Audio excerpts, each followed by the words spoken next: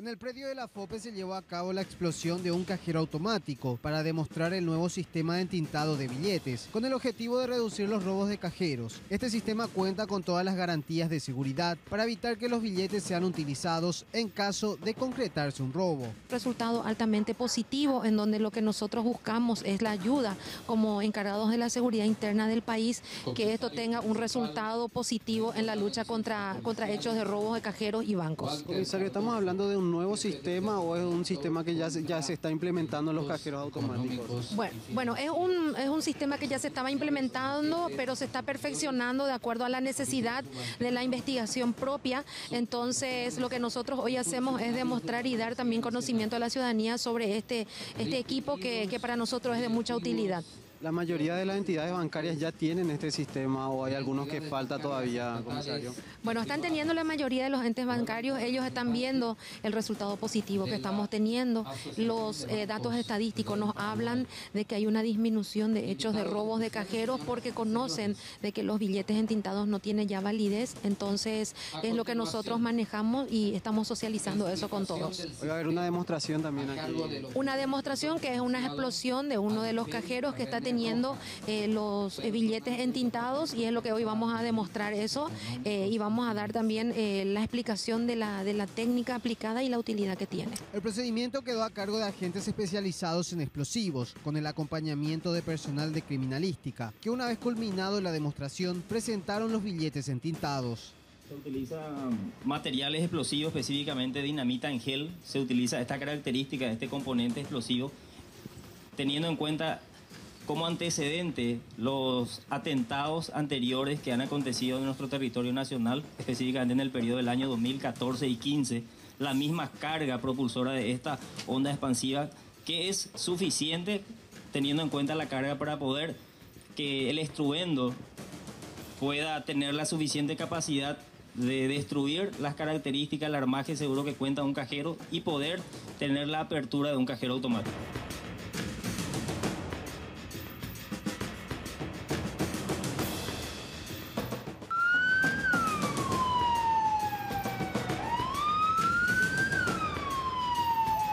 Del Departamento de Delitos Económicos exhiben parte del grupo de billetes que fueron levantados en la escena.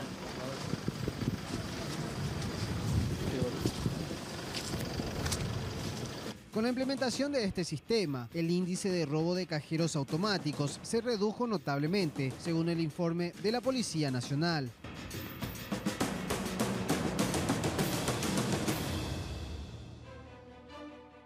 ¿Qué tal? ¿Cómo están? Muy buenas noches. Bienvenidos a Puntos de Vista, edición de este día, miércoles 31 de mayo. Estamos cerrando este quinto mes del año que se ha caracterizado en los últimos días por esta tremenda inclemencia del tiempo, lluvias continuas, mucha humedad y el fresquete que se instala. A estas horas 14 grados la temperatura, pero la sensación térmica es de 12 grados 4 sobre Gran Asunción. Repetimos, para el viernes, digo bien, se espera una mínima de 8 grados de acuerdo a la proyección meteorológica. Y compartíamos el material de introducción de nuestro tema de esta noche que tiene que ver justamente con estas medidas de seguridad que se vienen implementando para tratar de evitar, en este caso, los ataques a cajeros automáticos, los llamados también ATM, que se han producido en varias ocasiones, principalmente entre el 2014 y 2015. Ya está con nosotros y agradecemos su presencia el oficial inspector Alferi Rojas. Él es perito criminalístico, licenciado en criminalística justamente, y opera en el Departamento contra Delitos Económicos y Financieros de la Policía Nacional. Oficial, gracias por estar aquí. Buenas noches. Buenas noches, Cuevas. Buenas noches a su hermosa teleaudiencia. Bueno, estábamos compartiendo justamente este material, esta demostración. ¿Cómo surgió la idea de hacer esta demostración hoy en la FOPE? Y vino del trabajo coordinado que se tiene con el Banco Central del Paraguay, la Asociación de Bancos y la Comandancia creyó óptimo también realizar un control aleatorio de en qué condiciones se encuentran nuestros cajeros que han sido instalados con dispositivos entintados de billetes.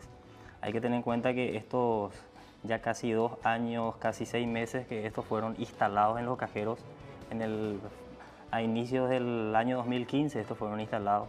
Entonces se creyó conveniente nuevamente verificar estos dispositivos y para que eso se pueda constatar en forma clara, real y vivenciar del comportamiento de este dispositivo, se creyó conveniente hacer este tipo de pruebas.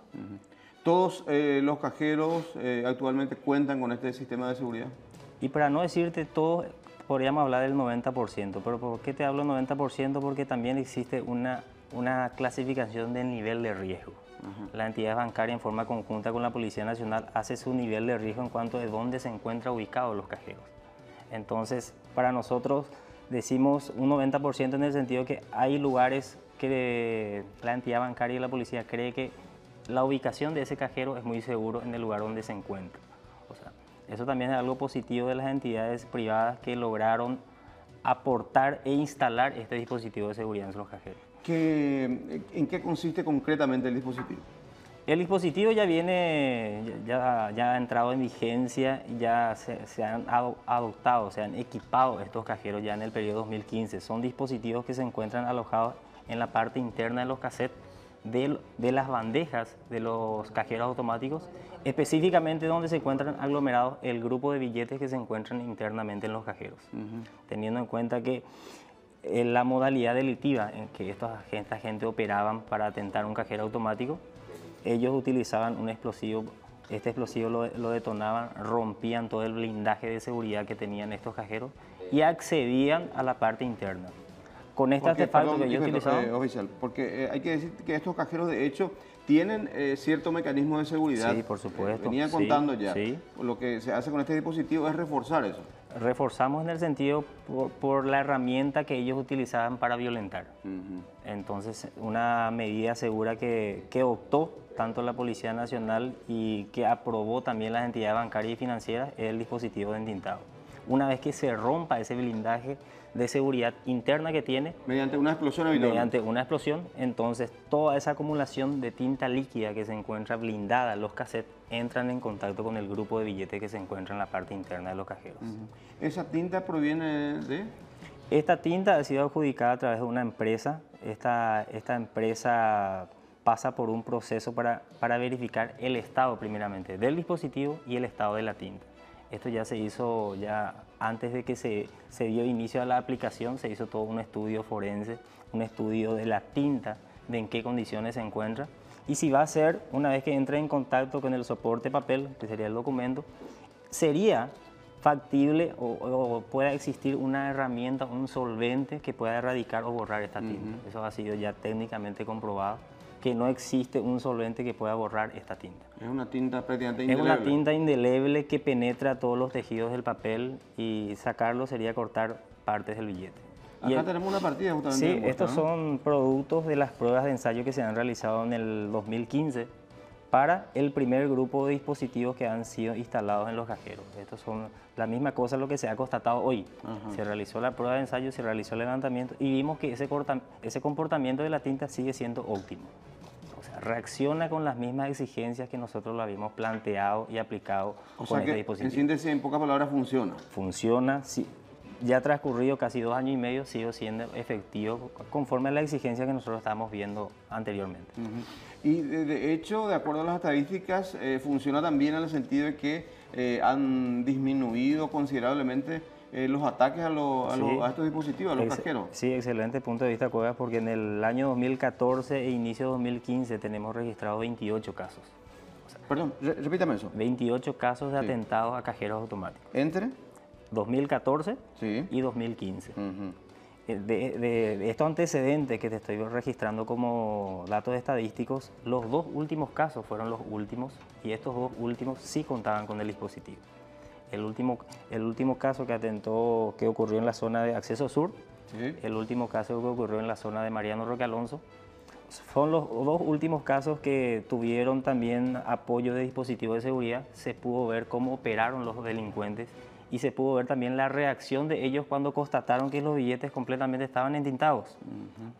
El primer atentado que ocurrió, no te quiero mentir exactamente el mes, sería mayo, creo que mayo del 2015, que ocurrió en la zona de Acceso Sur, en una estación de servicio. Explosionó este explosivo, ellos ingresan una vez que termine el estruendo, queriendo intentar sustraer todo ese grupo de dinero y se constatan que todos los billetes están entintados. Agarraron un grupo, algún grupo tiraron y otro llevaron en los bolsones. Recuerdo ese episodio. Sí. Un mes después ocurre otro atentado en la zona de Mariano Roque Alonso. En ese atentado, ese cajero que estaba instalado en la vía pública también contaba con un dispositivo de seguridad de circuito cerrado. Se pudo ver también la reacción de estos delincuentes en el momento que percataron, porque no se apoderaron y no sustrayeron ningún billete. Vieron que todo el grupo de billetes que se encontraba alojado en el interior, posterior al estruendo, se encontraron totalmente esparcidos y con estas características de los billetes, con este alto porcentaje de tinta adherido en toda esa cantidad que se encontraba en forma interna. Entonces no se sustrayó ningún billete, lo dejaron así intacto y se dieron a la fuga posterior a constatar estas características. Esos fueron los dos últimos ataques, los anteriores fueron efectivos para ellos, ¿no? Exactamente, los 26 anteriores fueron efectivos, hubo una alta suma de dinero que fue sustraída posterior a ese atentado. Ahora, digamos, si tuviésemos que recrear un poquito la situación, el momento del ataque habitualmente de estos delincuentes, ¿cómo operan? ¿Llegan en uno o dos vehículos? ¿Colocan el explosivo? ¿Cómo actúan? Con apoyo del sistema de circuito cerrado, el tiempo mínimo que ellos operaron era 3 minutos. Y el máximo que se ha prolongado, conforme a los antecedentes, era 5 minutos. O sea, 3 minutos para ellos era suficiente para ingresar al cajero, colocar su artefacto explosivo, fijar una mecha que, conforme a lo que hemos observado, era una mecha máximo de 7 a 10 metros. Encendían la mecha, buscaban en un lugar seguro a inmediaciones, se blindaban ellos por el estruendo de la expansión expansiva del explosivo y una vez detonado, automáticamente ingresaban, ya apoderados con unos bolsones ya preparados en el lugar, sustraían, insertaban todos los billetes y se daban a la fuga con 2 vehículos. O sea, esa era la modalidad, el denominador común y la modalidad que casi en todos los atentados se manejaban así. Y prácticamente estamos hablando de las mismas bandas que operaban atacando cajeros, digo. Sí, nosotros llegamos a clasificar dos tipos en el sentido del tipo de explosivo que utilizaban. Los técnicos explosivistas a lo mejor te van a dar en forma más detallada una diferenciación de uno, pero sí por las características del estruendo, la onda expansiva que realizó en el lugar y las características de residuos de esos productos químicos eran distintos a otros. Se puede suponer que se podría tratar que utilizaron otro explosivo o se puede también ir al punto que sería de otra banda. Estamos hablando habitualmente de estas llamadas dinamita en gel tipo banana. Exactamente, dinamita en gel tipo banana, que fue la utilizada hoy en la prueba que realizamos, con la carga propulsora casi similar para que realice la misma onda expansiva que ellos utilizaban. ¿Qué tipo de carga estamos hablando? Y no te puedo dar esa explicación técnica, la precisión, pero hay un cierto porcentaje de gramos que ellos dan acorde a qué tipo de objeto es lo que quieren destruir. Habitualmente, ¿dónde se colocaba, en qué parte del cajero se solía colocar estos explosivos? Y en la parte frontal tiene una pequeña carcasa donde se encuentra la carcasa de plástico. Sí. Ellos rompían esa carcasa de plástico, introducían para que esté en un contacto directo, porque nuestros cajeros, en el interior del cajero, exteriormente vemos una carcasa de plástico, sí, pero internamente tenemos una pequeña bóveda blindada con metal y en el interior hormigonado. O sea, así está, esa es la parte interna de donde están alejados las bandejas, los cassettes. Nuestros cajeros automáticos tienen 5 bandejas. Cada bandeja está alimentada o puede alimentar alrededor de 1.200 billetes, o sea, una cantidad. La mayoría de los cajeros, el máximo valor, si utilizan altas denominaciones, podemos encontrar alrededor de 700 a 900 millones. Es lo máximo. Cuando está al tope, como se dice. Cuando está al tope, es la máxima cantidad que puede albergar o que puede alojar nuestros cajeros automáticos. Porque normalmente se tienen billetes de distintas Exactamente, entonces no llegamos a ese tope porque se utilizan denominación. Algunas entidades bancarias optan por usar billetes de 20.000, otros solamente de 100 y de 50, o sea, en forma opcional de acuerdo también al cliente y la facilidad que le da a sus usuarios. Este sistema de entintado también, de hecho, contó en su momento con el apoyo, supongo, imagino, de las compañías de seguros que eventualmente tendrían que responder ante un siniestro. Y la verdad que no se tuvo un contacto directo, no quiero también pasar por pasar por negligente al describir eso, porque acá la buena predisposición nació del Banco Central del Paraguay, porque ellos dieron el visto bueno para que todos estos billetes de que X banco sea víctima, de que ellos puedan canjearlo. O sea, cierto, ese es otro aspecto. Entonces, eso es algo positivo en el cual a lo mejor el seguro no entra en ese punto, su grado de participación no entra, porque automáticamente esto va a ser repuesto por un billete que pueda tener circulación legal. Esto sale de circulación, se entrega al BCP y el BCP automáticamente esto los canjea, pasa a lo mejor para destrucción por una política interna de ellos y se lo canjea por billetes que estén en condiciones buenas de circulación. Sí, porque recuerdo que en principio cuando se hablaba de la posibilidad de implementar este sistema, de que al final nuevamente el Banco Central tendría que responder, que iba a pagar prácticamente por la reposición alto costo. Sin embargo, lo que objetivamente vemos es que prácticamente terminaron esos ataques. Y sí, se puede decir ahora con suma efectividad que sí se terminó. Tenemos todo el periodo 2016 que no tuvimos atentados. Ahora lo que estamos apuntando a los transportadores de caudales. Así es un proyecto que está encaminado para que también todo ese grupo de billetes que está siendo transportado por los transportadores tengan una medida de seguridad que también podría ser una de ellas. Claro. Ahora, de repente uno también se pregunta, ¿por qué tardamos tanto en aplicar un dispositivo tan efectivo? Y claro, es que reúnen también el visto bueno o la aprobación de varias instituciones. Acá entra en juego no solo la policía, hay instituciones privadas, instituciones públicas, y eso también requiere una coordinación y un criterio unificado de todos los intervinientes. ¿La idea surgió del BCP o de la policía atendiendo a la cantidad de ataques que se tenían? Y se tenía un índice alto. Hay que tener en cuenta que en ese 2014 tuvimos registrado 25 casos, 26 que fueron consumados. O sea, fue efectivo para los delincuentes. Eso también hizo que le afecte mucho a la parte preventiva y represiva de la institución policial. Hizo también que busque un mecanismo.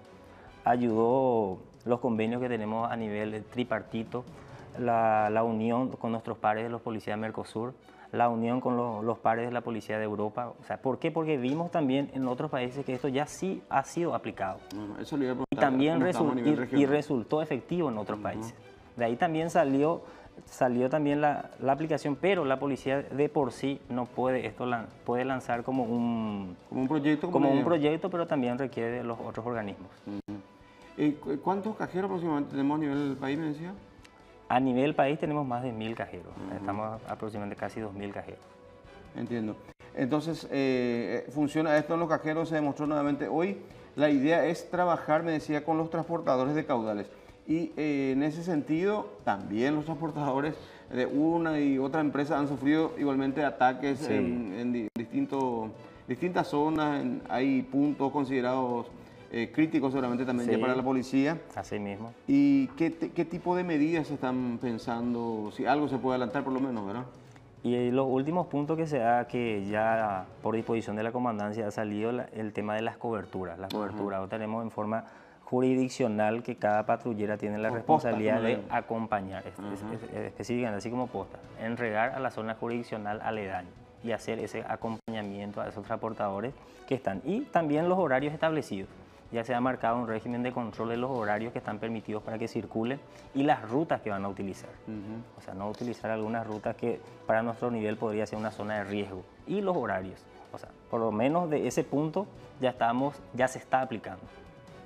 Por ejemplo, a la noche no pueden circular. No pueden circular.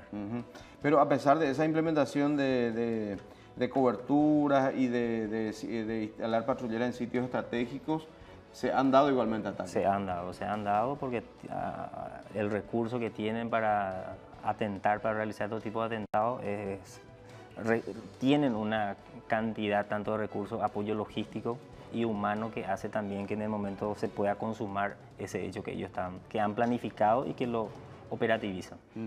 ¿Recuerda cuál fue el último ataque a blindado? Fue en la zona este, entiendo. En la zona, no te quiero mentir, supercarretera, Hernandarias, un poco más arriba. Sí, en la supercarretera, en la ruta que une Hernandarias con Salto Guaira, exactamente, sí. Ahora, bueno, eso ya sin entrar a polemizar mucho entre una empresa y otra transportadora de caudales, uno más seguro, otros no tanto al parecer, pero hay algunas que son mimadas por los delincuentes, por utilizar un término. Y ellos también hacen su clasificación y su estudio de campo. Estos delincuentes... Trabajan tanto como ustedes. Estos delincuentes no son improvisados. Ellos le estudian a su blanco, le analizan, hacen toda una tarea anticipada para poder perpetrar ese hecho. Y buscan, por supuesto, la vulnerabilidad que pueda presentar ese objetivo. Pero varios de ellos también han caído en procedimientos policiales, han esclarecido varios de los ataques. Hay un seguimiento de este grupo delincuencial que tiene resultados muy positivos.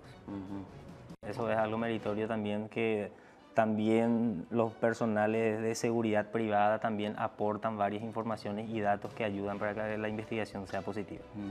Entiendo yo que la instrucción que reciben, por ejemplo, los efectivos de seguridad que están en estos transportadores es, bueno, reaccionar en lo posible, pero preservar la vida por sobre todo. No, por supuesto, la integridad está por primero. Cuando ellos sí ya se ven azotados y rebasados en cuanto a eso, lo primero, por supuesto, está la vida.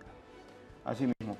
Bueno, estamos, repito, en compañía del oficial inspector Alferi Rojas, perito criminalística, licenciado en criminalística, en este caso, que opera en el Departamento contra Delitos Económicos y Financieros de la Policía Nacional, una de las dependencias especializadas en distintos ámbitos que hace justamente al combate contra la delincuencia, el crimen organizado, en fin, otras dependencias que tiene esta institución. 20:22, hacemos una pausa, venimos.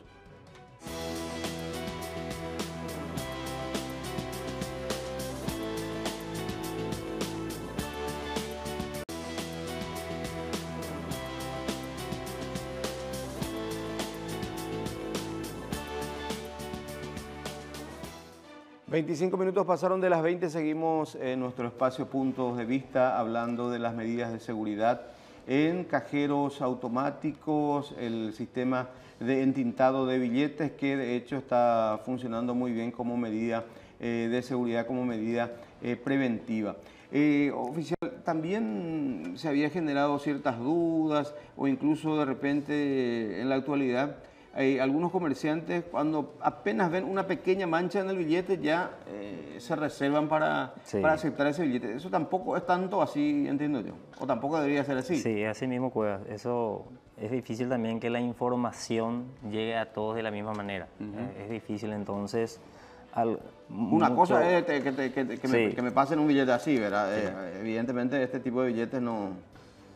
La verdad que nuestro dispositivo te deja mínimo.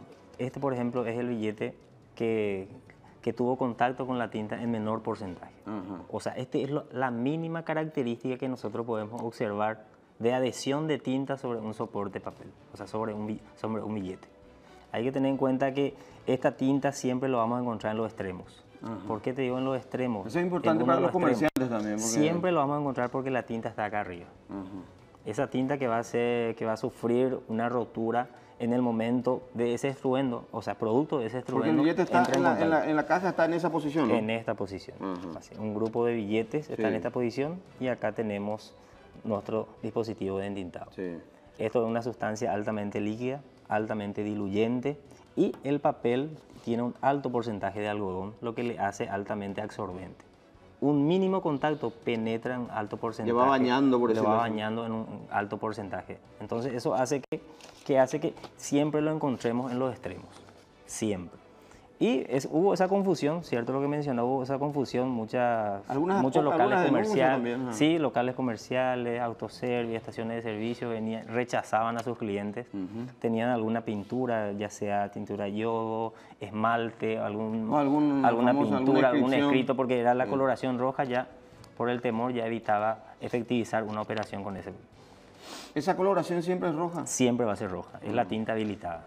La tinta habilitada es de coloración roja, siempre lo vamos a encontrar esparcido en los extremos, mínimo en un 25% del total del billete. O sea, eso, y siempre lo vamos a encontrar en ambos extremos. ¿Por qué? Porque penetra todos los tejidos. Vemos un alto porcentaje en este sector, damos la vuelta, vamos a encontrarlo. No podemos encontrar una adhesión en este sector, acá, y damos la vuelta y no lo encontramos acá. ¿Por qué? Porque penetra todos los tejidos del papel y, como te mencionaba, el papel es altamente absorbente. Hablando del papel, y ya pasando del entintado a las medidas de seguridad que tiene un billete de 100.000, por ejemplo. Sí. ¿Tenés allí en tu bolsillo un 100.000? No, todavía no cobré yo. ¿Todavía no cobraste? Bueno, te voy a mostrar este, por ejemplo. que contamos, pues, no vamos a mezclar tampoco después, ¿no?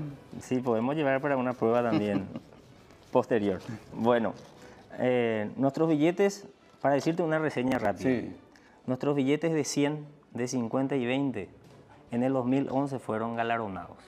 O sea, el BCP fue galardonado porque nuestros billetes en Sudamérica fueron los billetes más seguros. ¿Esto se sigue haciendo en Inglaterra? Sí, y esto va canjeando también el BCP, pero igual de la misma manera. Esto se puede hacer en Chile. Chile ya instaló hace poco su primera fábrica de papel moneda. Se puede hacer en Inglaterra, en Suiza, Francia, pero siempre va a tener el diseño que el BCP lo establezca, conforme al grupo de medidas de seguridad. Te digo que fue galardonado porque nuestro billete tiene 9 medidas de seguridad. Y esas 9 medidas de seguridad se encuentran con distintas características que lo hacen que sea uno de los billetes más seguros. Eso también es un punto muy importante a nivel país y que se unifica esa medida de seguridad. Esas 9 medidas tienen las de billetes de 20 y de 50. En las mismas condiciones, pero por supuesto lo que varía es el formato y el diseño. Y si tuviésemos que hacer mención a esas medidas, ¿cuáles serían? Y yo siempre opto no buscar las 9. O sea, vamos a buscar por lo menos 3, 4. 3. ¿Por qué digo 3 o 5? Porque son las más difíciles de imitar.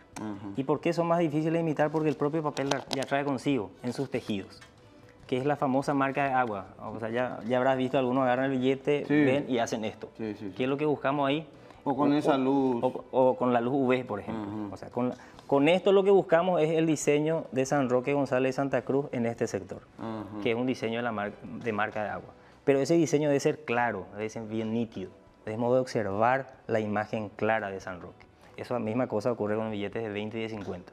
El 20 le ilustra la imagen, un billete de 20.000, la mujer paraguaya, un billete de 50 es Agustín Pío Barrios y un billete de 100 San Roque. O sea, esa imagen debe ser bien nítida.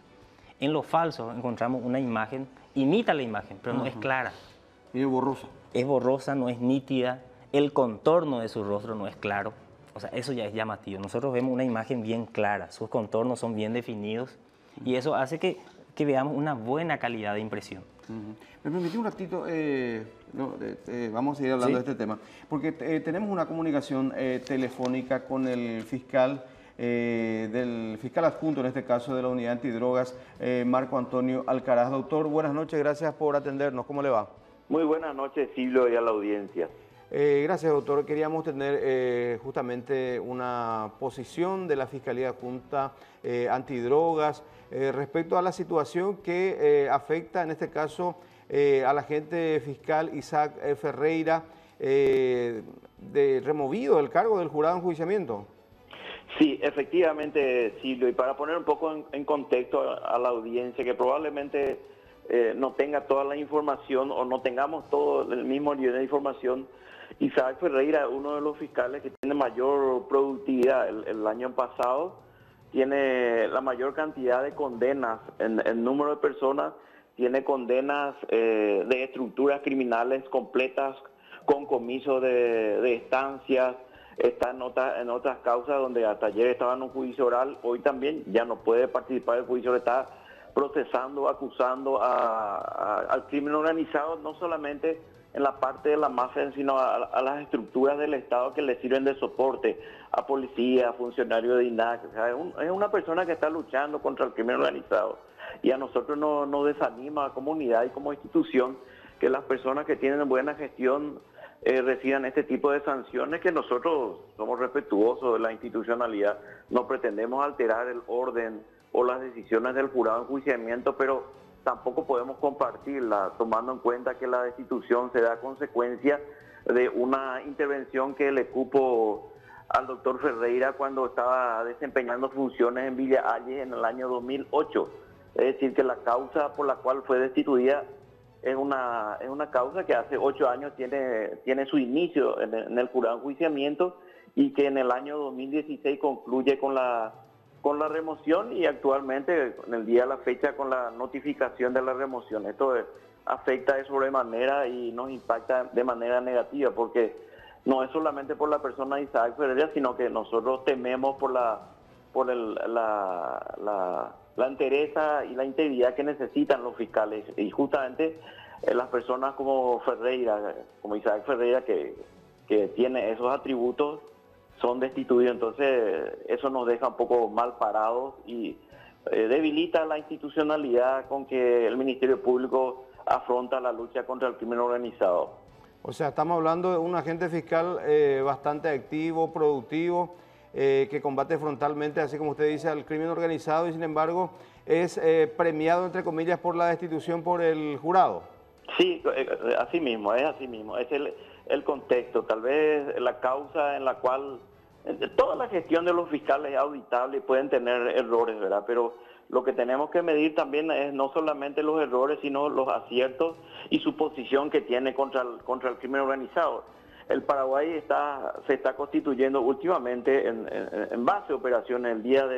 El día de hoy estuvimos observando en una conferencia de prensa una de las últimas intervenciones en las cuales también participaron 4 fiscales de diversos lugares del país y también estuvo participando Isaac Ferreira en otras ocasiones anteriores.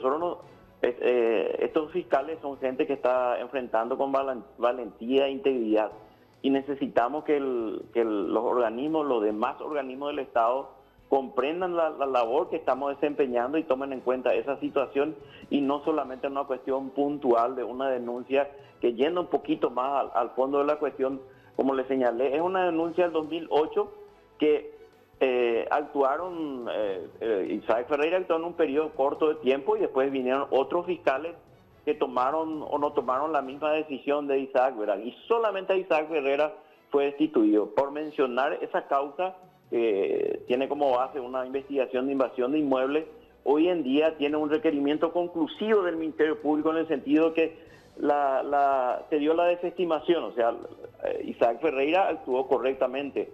Si él avanzaba y las causales que el jurado le atribuye como mal desempeño, si él hubiera realizado esas acciones como ejecutar una aprehensión de las personas supuestamente que invadían, hubiera estado afectando la presunción de inocencia y hubiera estado cometiendo un delito. Hoy en día para el Ministerio Público esa denuncia de invasión de inmuebles no constituye, se requirió la desestima, o sea, el fiscal Ferreira actuó correctamente dentro de los parámetros, ¿verdad? Entonces el jurado debe permitir que las instituciones del Estado, el órgano requiriente, el Ministerio Público y el órgano decisor, el Poder Judicial, tomen las decisiones sobre la base de lo que se investiga y no asumir decisiones antes de que la causa penal concluya.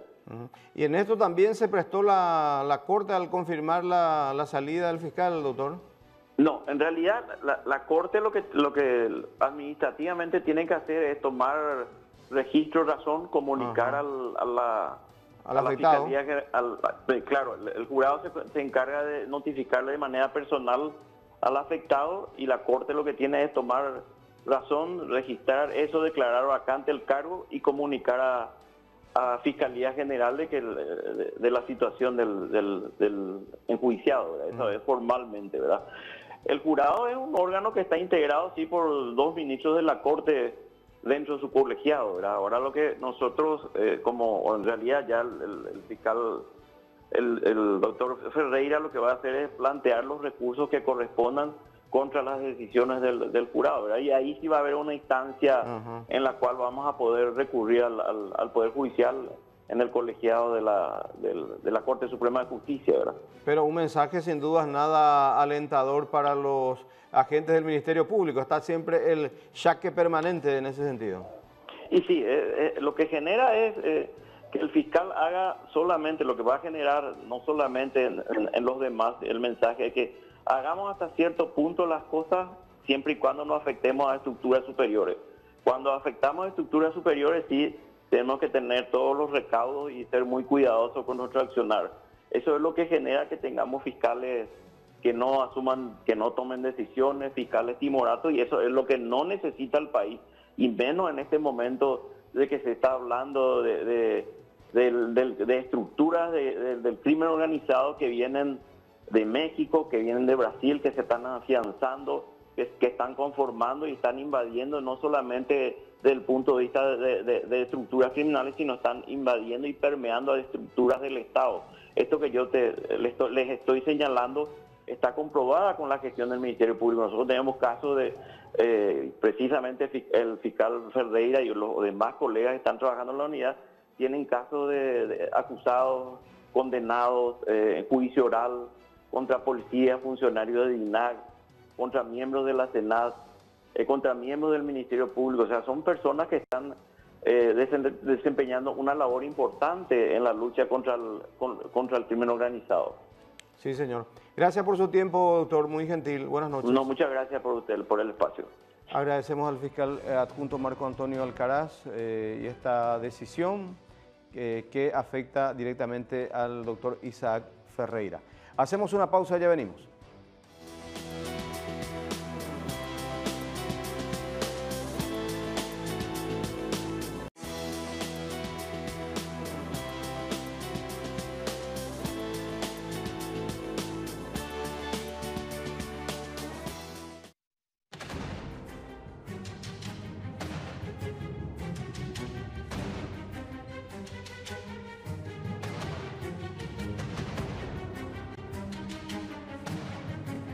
Vuela Cajeros, atacan de nuevo, esta vez en la ciudad de Mariano Roca Alonso, pero no se habrían llevado los billetes, pues se activó el entintado.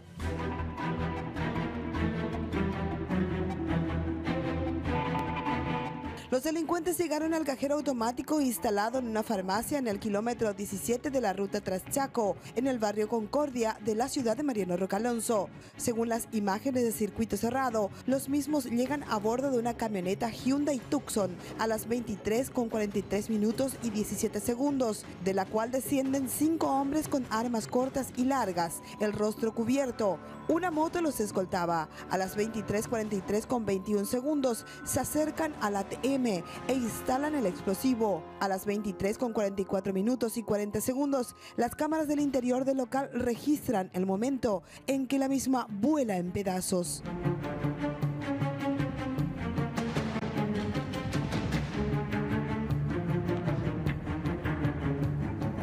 Como 20 minutos esperaron ahí y después miraron todo qué es lo que estaba y después entró acá y de lo ligera quitaron como 7 escopetas por ahí y empezó a hacer un rato y después ya empezó a explotar y después cuando explotó la patrullera estaba ahí y después enseguida ellos salieron de acá y cuando se cruzaron ya le estaban baleando ya a la patrullera.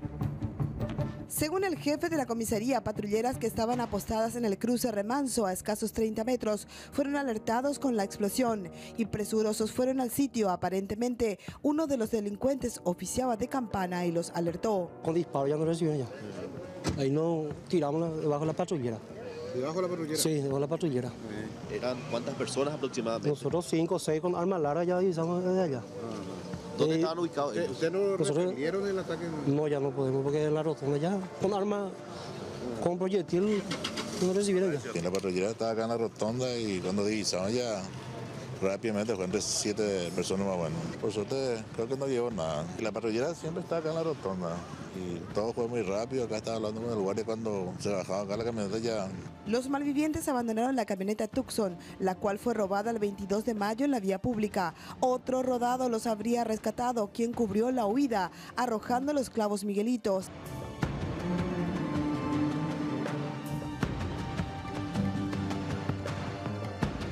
Aparentemente sí.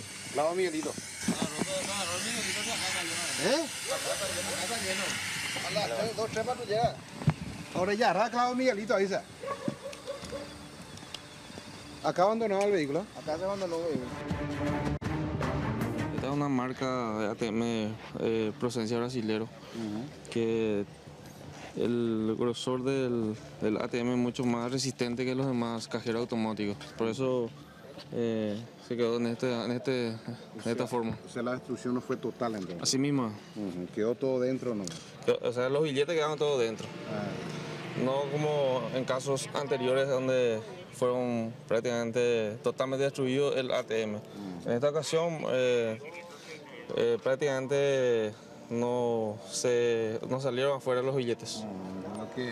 lógicamente dificultó mucho más la acción de esta persona. Así mismo, aparte del entintado de seguridad, que es un sistema implementado por la Policía Nacional de tal manera de poder desalentar a los delincuentes, ya que los billetes ya no tienen valor en el mercado. De acuerdo a las últimas pesquisas, no se descarta que los miembros de la banda sean parte de la misma que ya realizó otros atracos, entre ellos el último fallido en la ciudad de Ñemby. Esta gente habían utilizado armas de grueso calibre, hablamos de armas de guerra, metralleta entre AK-47 y M16, y según informaciones que tenemos en este último golpe que intentaron perpetrar, también utilizaron armas de grueso calibre, pero escopeta, pistola, revólver, pero no se descarta de que sea algún miembro de la banda criminal que nosotros le tenemos a la vista, que hablamos del grupo grande y podría reagruparse. De acuerdo a lo informado, no se podría confirmar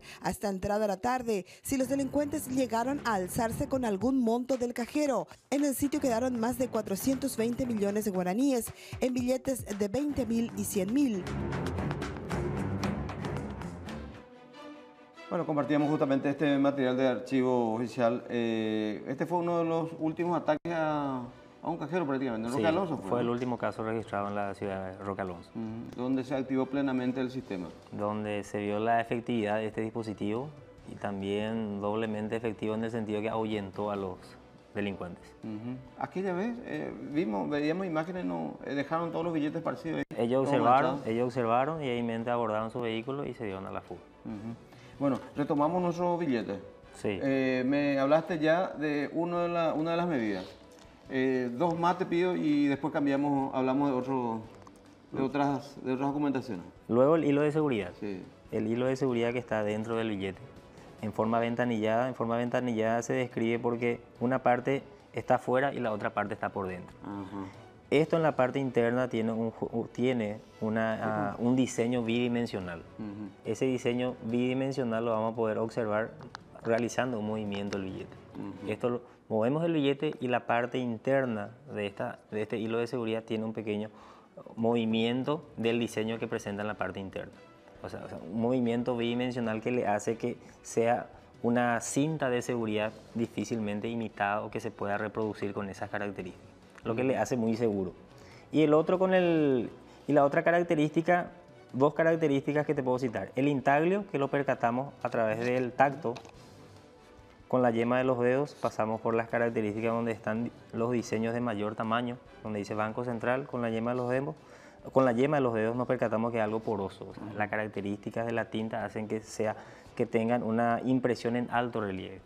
Y posterior, nosotros siempre aconsejamos el uso de la luz ultravioleta. La luz ultravioleta hace que las tintas que se encuentran escondidas, llamadas tintas fluorescentes, reaccionen cuando son sometidas a la luz UV. Reaccionan unos bloques que describen el valor del billete y reaccionan unos pequeños hilitos, trozos de hilitos que nosotros le llamamos fibrillas, técnicamente. O sea, pero son ilustraciones y características claras que con el solo hecho de acercarle una luz UV, estas características de las tintas fluorescentes reaccionan a la vista. Sin duda son varias las medidas de seguridad. Estamos hablando de papel, moneda segura, ¿no? Sí, podemos hablar de nuestros billetes son óptimamente seguros y tengan la suficiente, ¿cómo te podría decir?, seguridad para realizar las transacciones. Todo eso también siempre van a encontrar una característica que le llama la atención, por supuesto, una alerta en el momento. ¿Qué tiene que hacer, por ejemplo, una persona, un comerciante que reciba algún billete que le genere dudas? Sí, nosotros siempre que en el momento que se presente esa duda, realizar la alerta. Comisaría Jurisdiccional o directamente Departamento de Delitos Económicos. La Comandancia de la Policía Nacional lanzó esa responsabilidad al Departamento de Delitos Económicos. Todas las denuncias que se realicen en cuanto a la detección de billetes, tanto billetes nacionales o extranjeros, la Comisaría Jurisdiccional tiene la responsabilidad de comunicar al Departamento de Delitos Económicos. Nosotros estamos centralizando esa base de datos y centralizando también el análisis de los billetes. Yo analizar un billete me da varios resultados. No solo voy a dictaminar que es falso, sino voy a dictaminar también qué característica o qué herramienta utilizó el falsario para imitar este billete. Y de eso puedo encontrar otra pericia que me va a dictaminar que se utilizó otros dispositivos para hacer esa imitación. Y ahí estoy hablando de otro grupo criminal. Ya, porque hay circulación y abundante circulación de billetes falsos. Sí, las denuncias siguen. Tenemos un margen de 2 a 3 denuncias al mes de detección de billetes falsos, tanto billetes nacionales y extranjeros. ¿Y billetes nacionales de qué denominación preferentemente?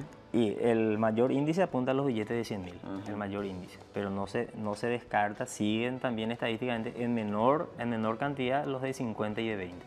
¿Y dólares? Y los dólares. Los dólares sí tenemos estadísticamente todo lo que están registrados son los de 100, lo que tenemos registrado en nuestro territorio. ¿Esas denuncias proliferan más en las zonas fronterizas o también en capital? No, en distintos sectores del país.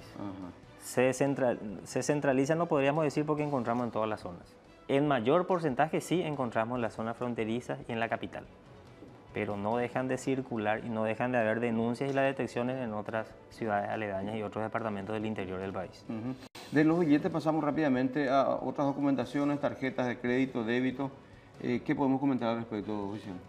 Y también tenemos en nuestro registro denuncias, vienen personas y denuncias que ven en su estado de cuenta que se han realizado operaciones que la persona y el usuario no lo realizó.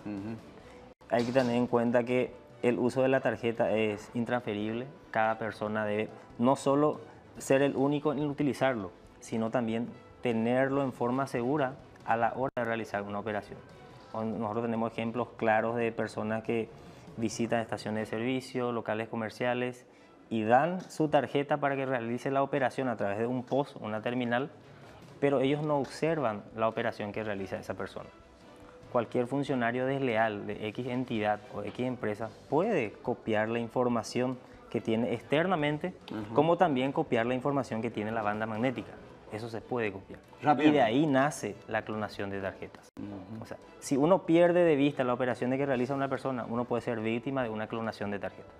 O sea, lo importante es siempre tener a la vista al momento de la operación que el playero o el comerciante para que nosotros nos sintamos seguros de nuestra tarjeta, que no pueda ser utilizada como una herramienta de clonación. Y después nos encontramos con compras, con operaciones. Hoy tenemos en cuenta también que hay varias entidades que a través de la web realizan operaciones online. Uno no requiere un POS para comprar a través de un local, una entidad, a través de una cuenta.